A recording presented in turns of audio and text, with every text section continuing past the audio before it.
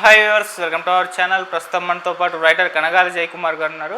మరి friendship day సందర్భంగా ఆయన కొన్ని స్నేహితుల కథలు, స్నేహితులలో ఉన్న అనుభవాల గురించి కొన్ని చెప్పబోతున్నారు. అంటే సినిమా ఇండస్ట్రీలో చాలామంది ఉన్నారు కదా, వాళ్ళలో కొన్ని ఇంట్రెస్టింగ్ స్టోరీస్ మనతో పంచుకోబోతున్నారు. అవి ఏంటో తెలుసుకునే ప్రయత్నం అయితే చేద్దాం. సార్ నమస్కారం. సార్ నమస్తే. సరే, వాళ్ళు ఎవరి గురించి, ఎవరెవరి స్నేహితుల గురించి చెప్పబోతున్నారు? ఇవాళ రజనీకాంత్ తెలుసు కదా, తలైవర్ రజనీకాంత్ అనేటటువంటి వ్యక్తి బెంగళూరులో ఒక సిటీ బస్సులో కండక్టర్గా పనిచేసేవాడు. కండక్టర్గా పనిచేస్తూ నాటకాలు ఆడేవాడు. సో రజనీకాంత్ ఆ టాలెంట్ గమనించి ఆ డ్రైవర్ రాజబహదూర్ అతను ఏం చేశాడు, ఒరే నీలో చాలా టాలెంట్ ఉంది, నువ్వు ఇక్కడ కాదు మెడ్రాస్ వెళ్ళు అన్నాడు. మెడ్రాస్ వెళ్ళి ఏం చేయాలన్నాడు. అక్కడ కొత్తగా ఇన్స్టిట్యూట్ పెట్టారు, యాక్టింగ్ స్కూల్ పెట్టారు, ఆ యాక్టింగ్ స్కూల్లో చేరి యాక్షన్ నేర్చుకోవాలన్నాడు. నా దగ్గర డబ్బులు లేవు, అక్కడికి వెళ్ళి ఫీజులు కట్టాలి, మెయింటెనెన్స్ అంటే నేను పంపిస్తాను వెళ్ళాను అన్నాడు. ఇతని మీద అతనికి అంత నమ్మకం, తర్వాత అంత గురి అతని మీద, అంత మంచి ఫ్రెండ్ అనమాట అతను. సరే, అతని సలహా ప్రకారమే మెడ్రాస్ వచ్చాడు. మెడ్రాస్ యాక్టింగ్ స్కూల్లో ఫస్ట్ బ్యాచ్ వీళ్ళు చదివాడు. చదివిన తర్వాత చిన్న చిన్న ఇబ్బందులు, వేషాల కోసం తిరిగాడు. తర్వాత పెద్ద సూపర్ స్టార్ అయ్యాడు. సూపర్ స్టార్ అయిన తర్వాత రాజబహదూర్ని ఫ్రెండ్స్ని పిలిచి గట్టిగా ఆలింగనం చేసుకొని చక్కగా భోజనం పెట్టి వాటితో చక్కగా కబుర్లు చెప్పుకొని వాళ్ళిద్దరూ థాట్స్ ఎక్స్చేంజ్ చేసుకొని చాలా ఆనందించారు. అటువంటి ఫ్రెండ్ రజనీకాంత్కి. అలాగే రజనీకాంత్ కూడా అతనికి మంచి ఫ్రెండ్, రాజబహదూర్ అతని పేరు. సో రజనీకాంత్ అంత గొప్పవాడైనా సరే, ఎంత సూపర్ స్టార్ అయినా సరే, ఆ రాజబహదూర్ అనేటటువంటి ఫ్రెండు రజనీకాంత్ దగ్గర నుంచి ఏమీ ఆశించలేదు. నీకేం కావాలో చెప్పురా అని అడిగేవాడు రజనీకాంత్, కానీ తను ఏమీ ఆశించలేదు. అటువంటి ఫ్రెండ్షిప్, అటువంటి ఫ్రెండ్స్ గురించి, ఆ ఫ్రెండ్షిప్ గురించి ఇవాళ మనం చెప్పుకుంటున్నాం. అలాగే మన సినిమా ఫీల్డ్లో బాపు గారు, రమణ గారు, బాపు గారు, ముళ్ళపూడి వెంకటరమణ గారు, వాళ్ళు ఇద్దరు దే ఆర్ 2 in 1, 1 in 2. వాళ్ళు ఇద్దరు వ్యక్తులైనా సరే, బాపు గారు అంటే రమణ గారి గురించి చెప్పాలి, రమణ అంటే బాపు గారి గురించి చెప్పాలి. ఆయనది సాహిత్యం, ఈయనది చిత్రకళ. వాళ్ళిద్దరూ కలిసి అద్భుతమైనటువంటి సీతా కళ్యాణం, సంపూర్ణ రామాయణం అనేటువంటి సినిమాలు తీశారు. తర్వాత వాళ్ళ ఫ్యామిలీలు కూడా అలాగే కలిసిపోయాయి. ఎంత మంచి ఫ్రెండ్షిప్ అంటే వాళ్ళది. మొదటి పరిచయం అయ్యేటప్పుడు ముళ్ళపూడి వెంకటరమణ గారు బాపు గారిని ఒక 5 రూపాయలు అప్పివయ్యా అని అడిగేవాడు. 5 రూపాయలు అప్పిచ్చేవాడు ఈయన.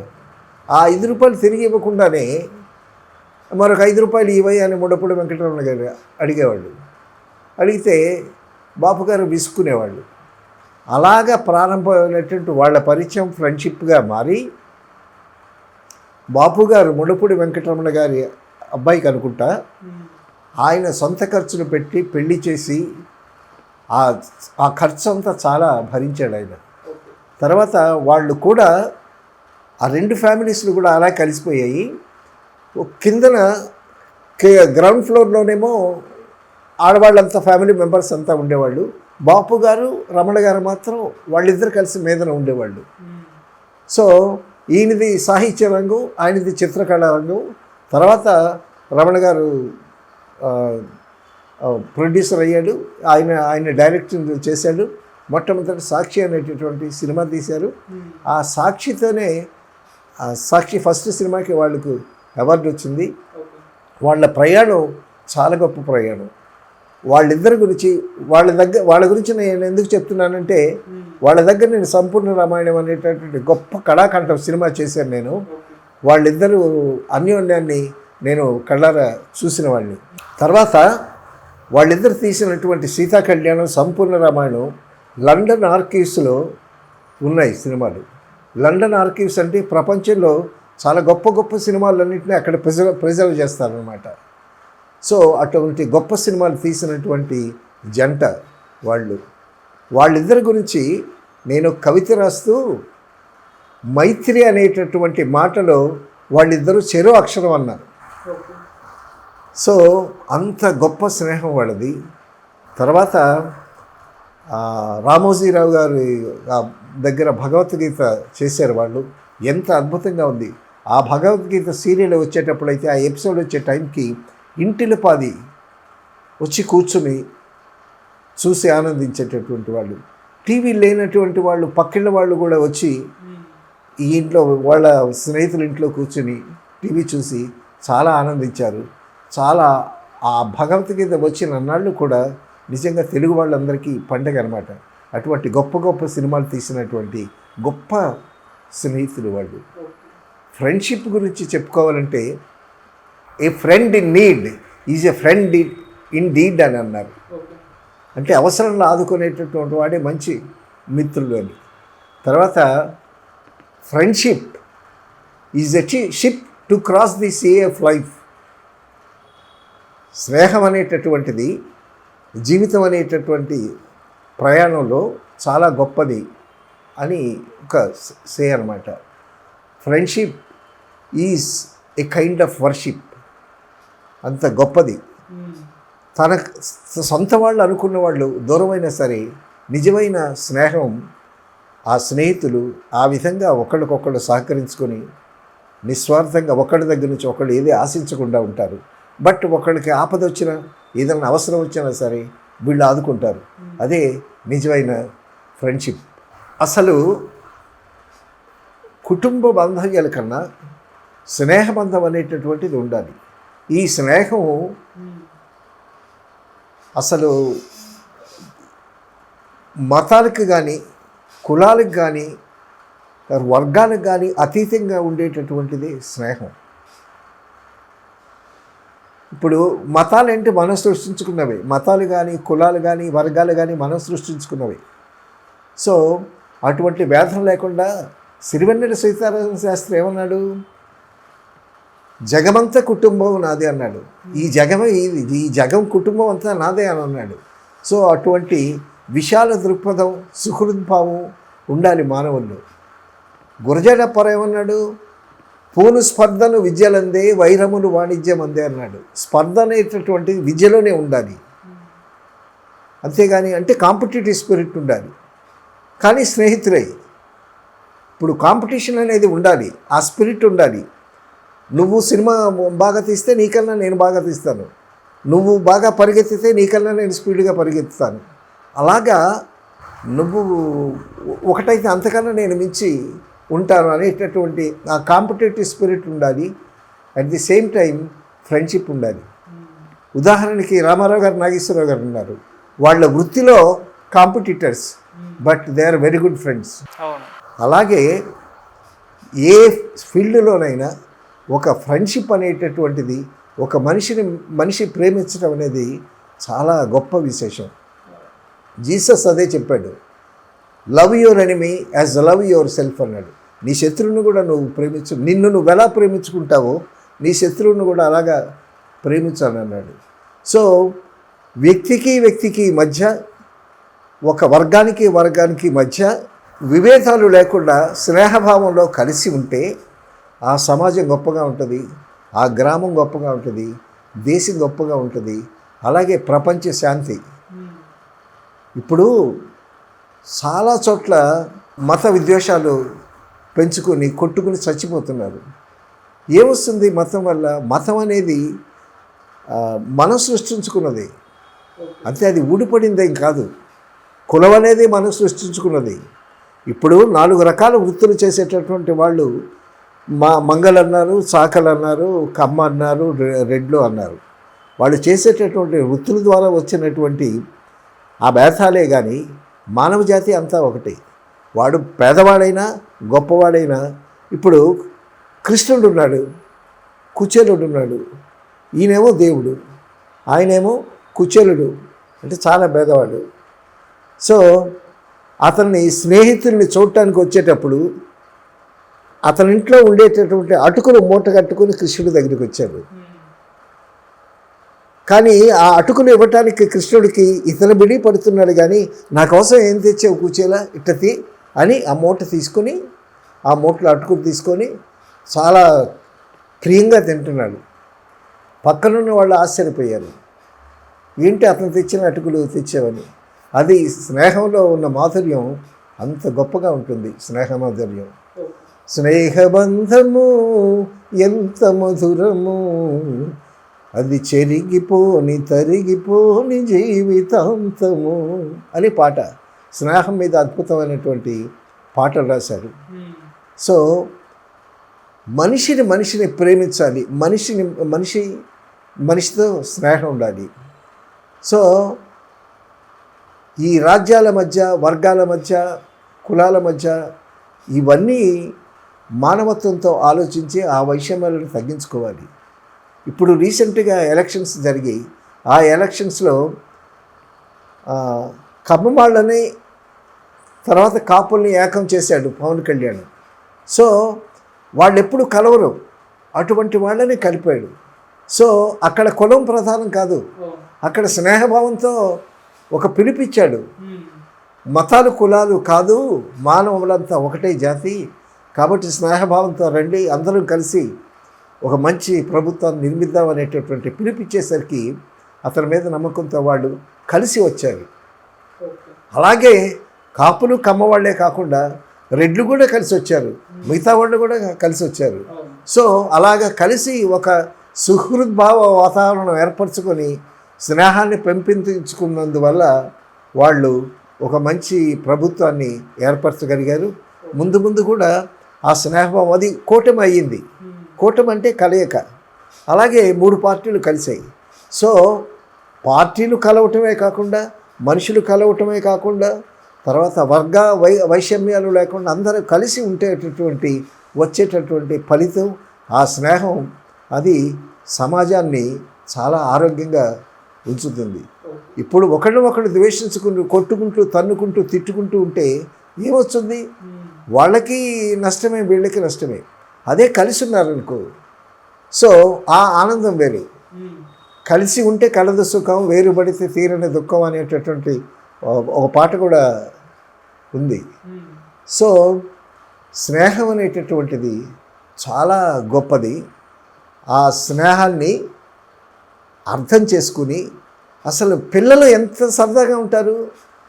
వాళ్ళు కులం వేరైనా సరే, ఒక ముస్లిం అబ్బాయి ఉన్నా సరే, ఒక షెడ్యూల్డ్ కాస్ట్ అబ్బాయి ఉన్నా సరే, ఒక హిందూ అబ్బాయి ఉన్నా సరే, వాళ్ళు క్లాసులో పక్కపక్కన కుంటుంటారు. వాడు తెచ్చుకున్నది వీడికి ఇస్తారు, వీడి తెచ్చుకున్నది వాళ్ళకి ఇస్తారు.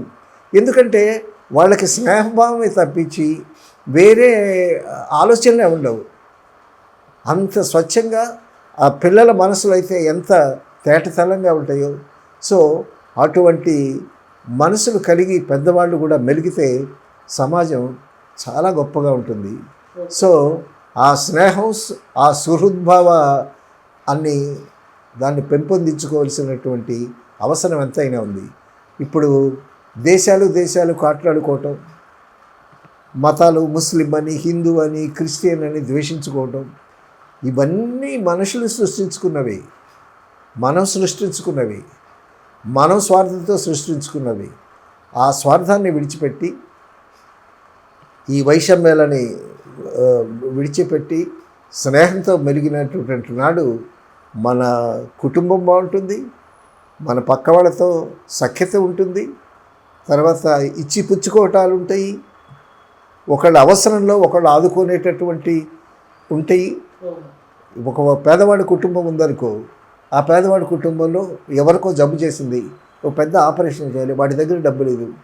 అట్టేటప్పుడు ఒక పక్కింటి వాడు, డబ్బున్నవాడు సహాయం చేస్తాడు. సో ఈ విధంగా స్నేహాన్ని పెంపొందించుకొని ఒకరికొకరు సఖ్యంగా ఉండి సుహృద్భావాన్ని పెంచుకుంటే మనం బాగుంటాం, మన పక్క వాళ్ళు బాగుంటారు, మన గ్రామం బాగుంటుంది, మన రాష్ట్రం, మన దేశం మొత్తం విశ్వశాంతి. ఇప్పుడు ఈ మత ప్రవక్తలు కూడా, బుద్ధుడు కానీ, జీసస్ కానీ, ఏ దేవుడైనా సరే చెప్పింది ఏంటంటే అల్లా అనేటటువంటి వాడు ఒక్కడే.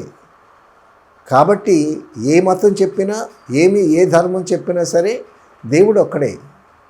కాబట్టి అది మనసులో పెట్టుకుని అందరూ ఈ వర్గ వైషమ్యాలు, విభేదాలు మర్చిపోయి స్వార్థ చింతన మాని స్నేహభావాన్ని పెంచుకుంటే విశ్వశాంతి లభిస్తుంది. దానికోసం పరితపిస్తున్నారు ఇప్పుడు. యుద్ధాలు, దేశాలు, అణుబాంబులు, ఇవన్నీ దేనికి? ఇది విధ్వంసం సృష్టించుకోవటానికి. ఒక బాంబు వేస్తే కొన్ని వేల మంది చచ్చిపోతారు. దానివల్ల ఉపయోగం ఏంటి? సో ఫైనల్గా ఒకరినొకరు అర్థం చేసుకొని చాలా సఖ్యతగా ఉండి స్నేహభావాన్ని పెంపొందించుకుంటే చక్కగా ముద్దపప్పులో నెయ్యి వేసినట్టు, తర్వాత పెరుగన్నంలో ఆవకాయ నంచుకున్నట్టు చక్కగా ఉంటుంది. అది స్నేహవంతం అనేటటువంటిది. తర్వాత మెడ్రాస్లో మైత్రి అని ఒక నాటకం రాశాను నేను. మైత్రి అని ఒక నాటకం రాసి ఆంధ్ర క్లబ్లో వేశాను. ఆంధ్ర క్లబ్లో వేస్తే ఆ నాటకానికి పెద్ద పెద్ద వాళ్ళందరూ వచ్చారు. ఆంధ్ర క్లబ్ చాలా ఫేమస్. అది ఆ క్లబ్లో నాటకం వేసినప్పుడు సాలూరు రాజేశ్వర గారు వాళ్ళ ఫ్యామిలీ మెంబర్స్ని, పిల్లలందరినీ తీసుకుని వచ్చారు. ఆ నాటకంలో స్థూలంగా కథ ఏంటంటే, ఒక జంట ఉంటారు. ఆ జంట చాలా అన్యోన్యంగా ఉంటారు. అన్యోన్యంగా ఉండేటప్పుడు ఒకానొక టైంలో హస్బెండ్ ఏమో కరెంటు షాక్ తగిలి ఇలా అయిపోతాడు. కాలు చేయి పట్టేసినట్టు అయిపోతుంది అనమాట. సో ఒక ఫ్రెండ్ అబ్రాడ్ నుంచి దిగుతాడు. అబ్రాడ్ నుంచి దిగి ఇంటికి వస్తాడు. వచ్చేసరికి వాటేసుకుంటాడు. వాటేసుకున్న తర్వాత వీడు ఆల్మోస్ట్ ఒక అంగవైకల్యం ఉన్న వాళ్ళగా తయారైపోతాడు. సరే ఏంట్రా ఇలాగైపోయావు అంటే, కరెంట్ షాక్ తగిలింది అది ఇదని చెప్తాడు. చెప్పిన తర్వాత ఆ వచ్చినటువంటి ఫ్రెండ్ చాలా అందగాడు. సో ఇతని వైఫ్ ఉంది కదా, ఈ వైఫ్ ఏమో తన భర్త అవిటివాడు అయిపోయాడు. ఆ వచ్చినవాడు చాలా అందగాడు ఫ్రెండ్. అతని మీద మోజుపడుతుంది. అతని మీద మోజుపడితే వాడు కూడా ఈ అమ్మాయిని ప్రేమిస్తాడు. సో ఈ విధంగా జరుగుతూ ఉంటుండగా క్లైమాక్స్కి వచ్చేసరికి ఏమవుతుందనంటే, సరిగ్గా వాడు అమ్మాయిని వాటేసుకునేటప్పుడు వీడు చూసి ఒక్కసారి కోపంగా, అక్కడ చైర్ ఉంటాయి, పెద్ద స్టూల్ ఉంటే బరువుగా ఉంటుంది అది, ఆ ఇనుప చైరు, అది ఎత్తుకొని ఇట్టగాడిని కొట్టడానికి ఎత్తాడు. అప్పుడు ఫ్రెండ్ అంటాడు, ఆగు సక్సెస్, గ్రాండ్ సక్సెస్ అంటాడు. ఏంటని అంటాడు, నీకు కరెంట్ షాక్ తగిలింది, మళ్ళీ ఒక షాక్ తగిలితే నీ కాలు చేయొచ్చి మామూలుగా అవుతావు, అందుకోసం మేము ఈ నాటకం ఆడాను, ఈ నాటకంలో నీ భార్య కూడా నాకు సహకరించింది, so as a doctor I'm successful అని అంటాడు. సో ఫ్రెండు తను అలాగైపోయాడు కదా అనేటటువంటి, అది మళ్ళా షాక్ ఇస్తే కాలు వస్తుందో రాదో అప్పుడు నాకు తెలీదు, కానీ ఏదో ఊహ వచ్చిందో రాశాను. ఆ నాటకానికి మంచి అప్రోచ్ వచ్చింది. రాజేశ్వరరావు గారు వాళ్ళ ఫ్యామిలీ మెంబర్స్ అందరితో గ్రీన్ రూమ్లోకి వచ్చారు. నేనే రాశాను, నేనే డైరెక్ట్ చేశాను, నేనే మెయిన్ క్యారెక్టర్ వేశాను. రాజ్ కుమార్ అని ఒక క్యారెక్టర్, ఒక ఫ్రెండ్ అతను వేశాడు. తర్వాత నాగశ్రీ అని ఒక అమ్మాయి, మంచి డాన్సర్ ఆ అమ్మాయి హీరోయిన్ వేషం వేసింది. So 3 characters. ఆ నాటకానికి ఆంధ్ర క్లబ్ చూసిన వాళ్ళని చాలా అప్రిషియేట్ చేశారు. సో ఆ మైత్రి అనేటటువంటి దాంట్లో ఉండేటటువంటి ఆ తీయదనం అనుభవిస్తేనే కానీ తెలీదు. తర్వాత దేవులపల్లి కృష్ణశాస్త్రి గారు వెళుతూ భానుమతి దగ్గరికి వెళుతూ నన్ను తీసుకెళ్ళారు అక్కడికి. కారు దిగంగానే భానుమతి అడిగింది, ఎవరి అబ్బాయి అని అడిగింది. అడిగితే ఆయన స్క్రిప్టింగ్ ప్యాడ్ మీద రాశాడు, అప్పుడు వాయిస్ లేదు ఆయనకి, రాశాడు, he's Mr Jayakumar my young friend అన్నాడు.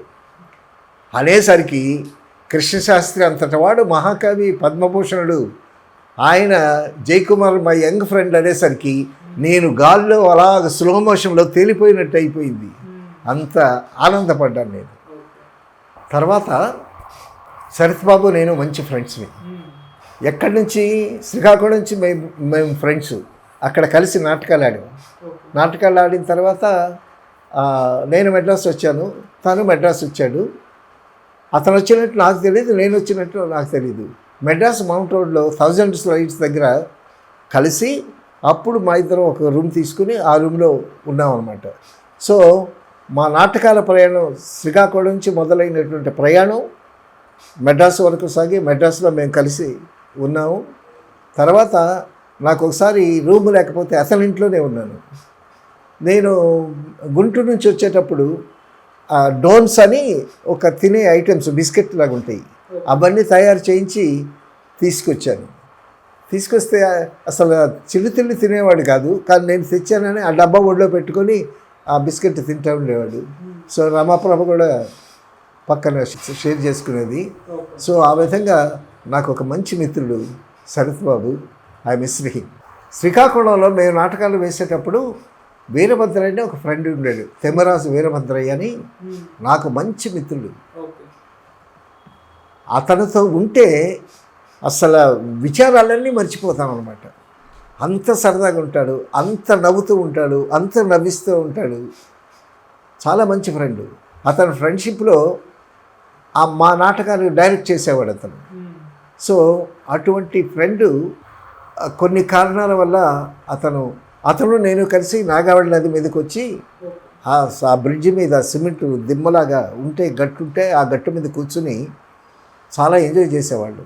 తర్వాత నాగావళి ఇసుక దెబ్బల మీద కూర్చుని సో ఏవో చిరుతిళ్ళు తింటూ, అర్ధరాత్రి కూడా నాగావళి ఒడ్డున ఒక మంచి హోటల్ ఉండేది, అక్కడికి వచ్చి వేడి ఇడ్లీ తింటూ చాలా గొప్పగా ఎంజాయ్ చేసాం. ఒక రిక్షా మీద వీధులన్నీ తిరిగేవాళ్ళు, నాటకాలు వేసేవాళ్ళు, పాటలు పాడుకునేవాళ్ళు. అసలు రిక్షాలో తిరుగుతూనే పాటలు పాడుకునేవాళ్ళు. మమ్మల్ని చూసి అందరూ అలా చేతులు ఇప్పేవాళ్ళు, అంత జోవియల్గా ఉండేవాడు. అటువంటి వ్యక్తి ఏమో కుటుంబ కారణాలు ఏమో ఆ కారణాల వల్ల నాగవళిలో దూకి ఆత్మహత్య చేసుకున్నాడు. వెతికారు పాపం, డెడ్ బాడీ కూడా దొరకలేదు. అటువంటి గొప్ప మిత్రుడు నాకు. ఆ మిత్రుడి మీద ఇది కదిలే కలమున కవిత అని నేను రాసినటువంటి మొట్టమొదటి పుస్తకం. ఈ పుస్తకం లాస్ట్లో అతని మీద ఒక కవిత రాసి ఈ బుక్ వేశాను అనమాట. సో అతని పేరు వీరభద్రయ్య. అది చదివి ముగిస్తాను. శీర్షిక: వీరభద్రయ్య ఏమైపోయావయ్యా, అమృతం ఎలా ఉంటుందో తెలియదు, నీ స్నేహమాధుర్యాన్ని తనివితీరా ఆస్వాదించాను, నీ స్నేహమాధుర్యాన్ని తనివితీరా ఆస్వాదించాను. కాలాన్ని కవితాగానంతో కరిగించే నీ సాహచర్యం ఎన్ని అనుభూతుల గీతాలు రచించిందో. నీ మాటే ఓ పాటలా రుచించేది. కృష్ణశాస్త్రి పాటలు పాడుకుంటూ సాహిత్యపు లోతులు ఇదేమో, ఎంకి పాటలు పాడుకుంటూ వెనక జన్మములోకి వెళ్ళాము. జోకుల కేకులు తినిపించేవాడివి. ప్రతి సాయంత్రం రిక్షా మనం తిరిగే రథం, రిక్షావాడు మన మిత్రుడే, వాడితో కూడా సరదాగా ఉండేవాళ్ళు. పోలియో వల్ల నీ కాళ్ళు చచ్చుబడిపోయాయి. తలకాయ ఉన్న ఆడెవడు నీకు కాళ్ళు లేవని అనడానికి సాహసించలేదు. శ్రీకాకుళం వీధులన్నీ మనవే, మనుషుల్ని అయస్కాంతంగా ఆకర్షించేవాడివి. నీతో మాట్లాడటానికి, నీతో భేటీకి బుబుళ్ళు రేవారు జనం. కోరమిషంతో, విశాల పాలభాగంతో నిత్యం అందంగా ఆనందంగా ఉండేవాడివి. నాగావళికి కన్ను కుట్టిందా, లేక నువ్వే నాగావళిని ఆహ్వానించావా? నీట మాయమయ్యావు మమ్ము కన్నీట ముంచి. పగలబడి నవ్వడం నీ దగ్గరే నేర్చుకున్నాను. ఇప్పుడు పగలబడి ఏడుద్దామన్నా కన్నీళ్ళు రావటం లేదు. వచ్చి కలుస్తా, నీ మిత్రుడు కనగాల జయకుమార్. అది మా స్నేహం. అతని మీద ఈ విధంగా కవిత రాశాను అంటే సో మా ఇద్దరి అనుబంధం, మా ఇద్దరి స్నేహం ఎటువంటిదో నువ్వు గమనించవచ్చు. సో స్నేహం అనేటటువంటిది మనుషులే కాదు, పశువులే, పక్షులే కాదు, ఆ స్నేహబంధాన్ని, ఆ సుహృద్భావాన్ని పెంచుకుని ఉంటే సమాజం బాగుంటుంది, దేశం బాగుంటుంది, అందరూ ఎల్లకాలం సుభిక్షంగా ప్రశాంతంగా ఉంటారు. సో ఈరోజు ఫ్రెండ్షిప్ డే కాబట్టి ఇవాళ ఈ విధంగా స్నేహం గురించి మనం 4 మంచి మాటలు చెప్పుకున్నాం. Okay, thank you so much sir. స్నేహం గురించి మీరు అంటే చెప్పిన కథలు కానివ్వండి, సినిమా వాళ్ళే కానివ్వండి, లేకుంటే మీ విశ్లేషణ కానీ చాలా బాగా అనిపించింది sir. Thank you so much. Okay, thank you.